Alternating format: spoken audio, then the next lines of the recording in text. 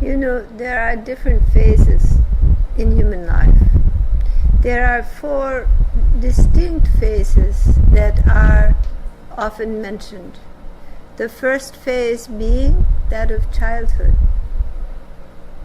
when the vitality of a person is towards growth and development, and all energy goes into that. And that phase of life is dominated by kapha. It is a kapha stage of life, when there is a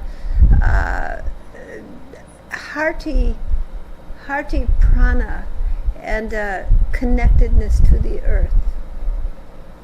Then comes the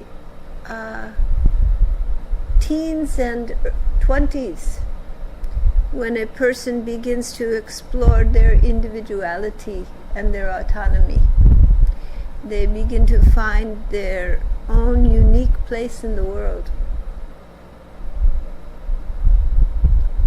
And this stage of life, it has much more rajas. There is much more activity, much more desire to put oneself forth into the world. At this stage, many people experience self-doubt. Many people search for the meaning of life and what their life will be about, what they will accomplish. They have many hopes and dreams. And it is a very good time to start Brahma sadhana, to begin meditative practice. And it is a time in life when there is the exposure to mysticism, the heart and mind can be inspired, and the magical and the dynamic aspects of life come to life. And without this, the imagination, the creativity, the intuitive nature of the developing soul is not fully expanded. Welcome.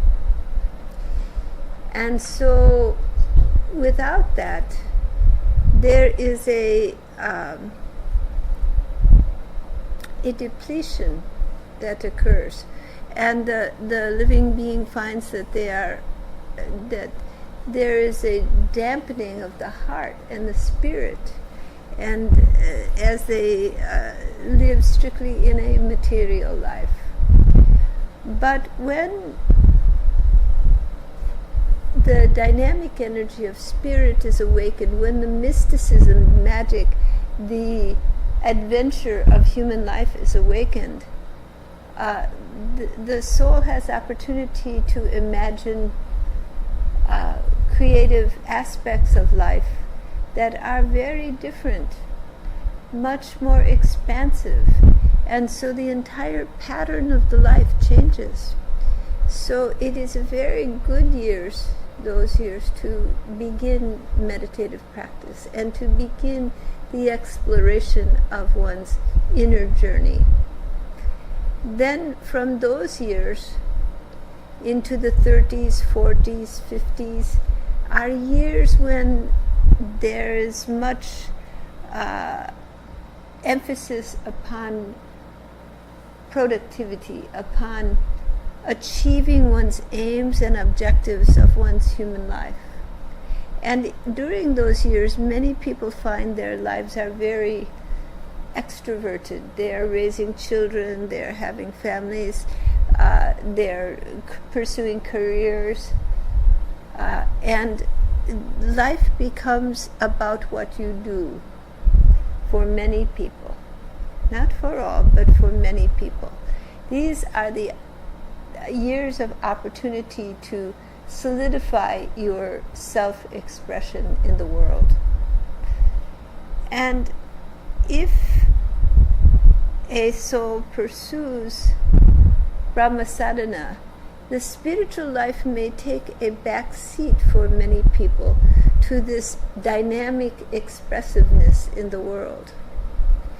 But there are those people who have become established in their intuitive life, in their spiritual life, in their creativity and connectedness, And they will sustain this through these dynamic years of life.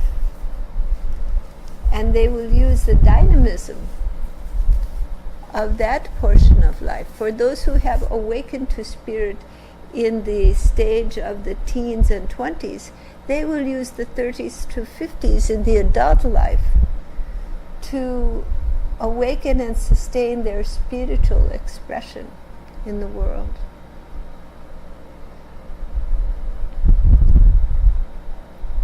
Then there comes, in the 60s or in the 70s, the fourth stage of life. And that stage of life is very different, because now, for most people, they have awakened their spiritual life, or they have expressed what they want to express in the world. They have achieved their accomplishment, or not. But the importance of achieving accomplishment begins to diminish. At this stage of life, the significance of accomplishment and personal expression lessens and lessens. And as most people go deeper into this stage of life, it becomes more and more diminished. It becomes less important what you do in the world than who you love and the relationships you have to people. That starts to become the dominant theme, as it is a very dominant theme for the child. The family theme is very dominant. And in the fourth stage of life, this theme also becomes dominant. Love, connectedness, the values of spiritual life. It is not what you can achieve, but how you are in your own being that becomes significant. And when the family relationships, the friendships, these all become important. When people begin to value each other, to value the love of the heart. This is the stage when to do Brahma sadhana, to follow the course to the inner realms, and to take to that spiritual life is very important. In ancient times, it was that this is the time to go to the forest to meditate and to leave all worldly woes and cares behind. In today's world, this looks a little different. People generally don't go to the forest. Hopefully they don't go to the nursing home. But they have opportunity to grow and express, to meditate, and to find the deep inner communion and connection. It is also a time of wisdom, a time for the sages of the world to emerge. From those who have led deep and meaningful lives and learned a great deal in that process, so that they have something to offer, something to give. It is the time to share wisdom, to meditate, to connect with the inner self, and to share wisdom. But this is very different self-expression from in the adult stage of life. For in that stage, the sharing is a deep need for accomplishment and self-expression. But at the elder stage of life, that need to share is more of a giving back to the world. It is more simply passing forward the knowledge and wisdom that have been gained in a lifetime. And for those who have led lives of wisdom with depth and meaning and have learned from this life, they have something to share. For there has been a time in this society when this stage of life was not valued as much, because the people had lived their lives in such a material emphasis that when it came to this stage, there was little to give and much worry about material security, which tends to diminish at this stage.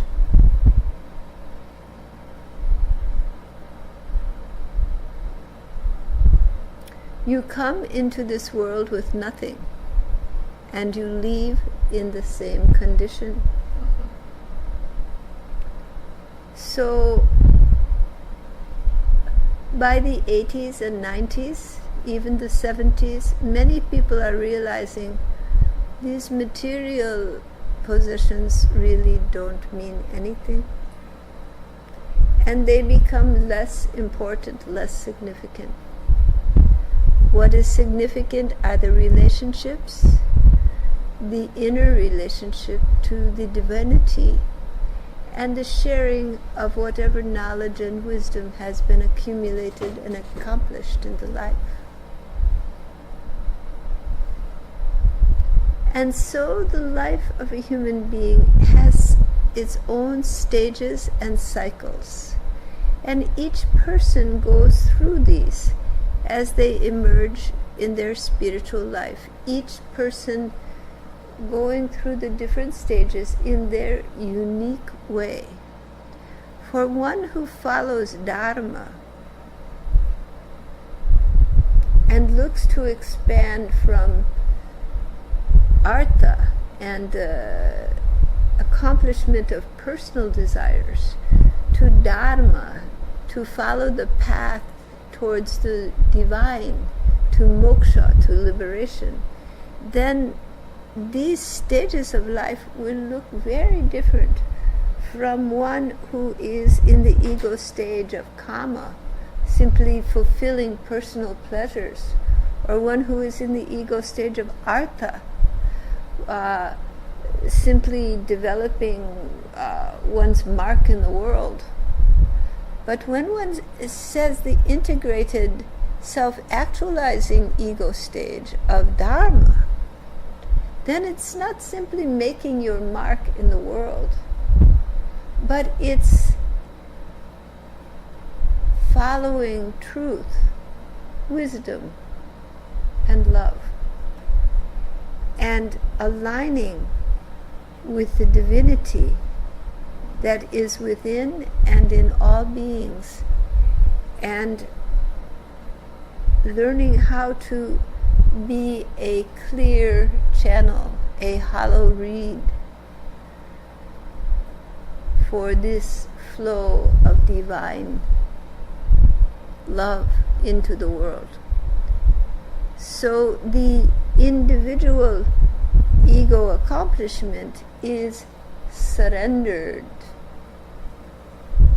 Let go into divine presence, into divine love.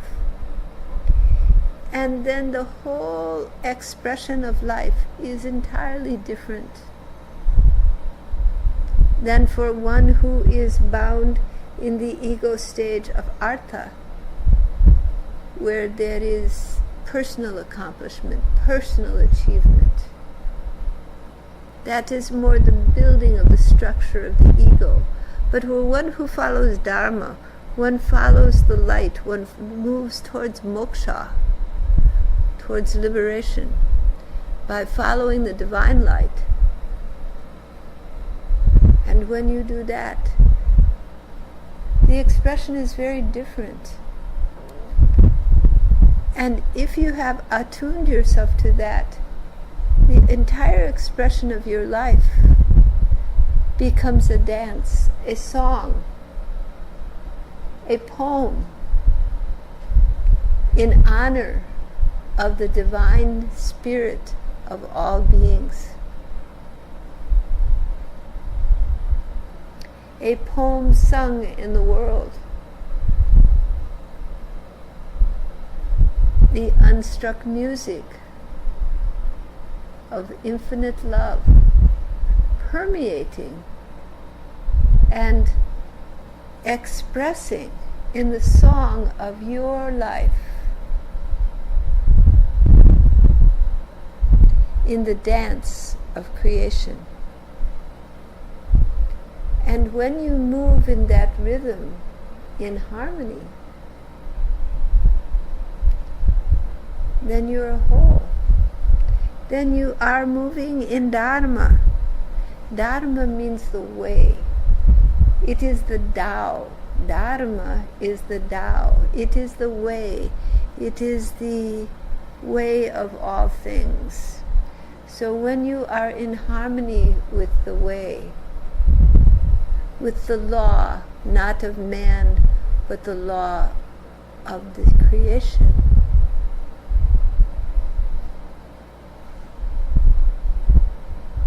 then you align. And through that alignment, you move to liberation, to moksha.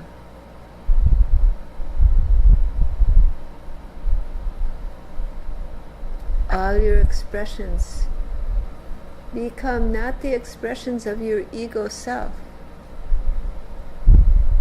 but the dance of divine love, flowing and creating through the dance of your unique existence. And as it flows and creates through your unique existence, embellishing the world with the beautiful flower of your unique heritage, your unique expression. As this continues, you become the dancer in the divine dance, the singer in the song of eternity. And as you open to this divine flow, all the small ego-identified parts of yourself begin to let go. The beliefs and constructs that are involved with the ego self begin to loosen. The love in the heart becomes the strongest force, the unconditional divine love. And as this happens, you open to freedom, moksha, freedom, free of the bondages, free in love, free in wisdom.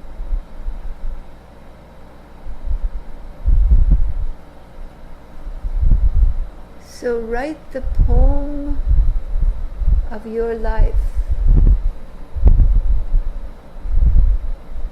in the halls of eternity with the pen of divine love. Let it be written for you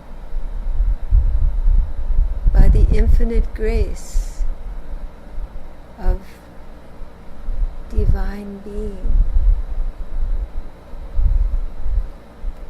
dance the dance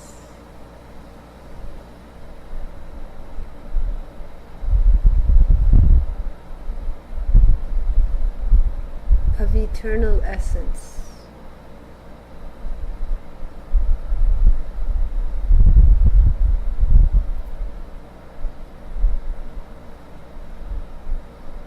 And be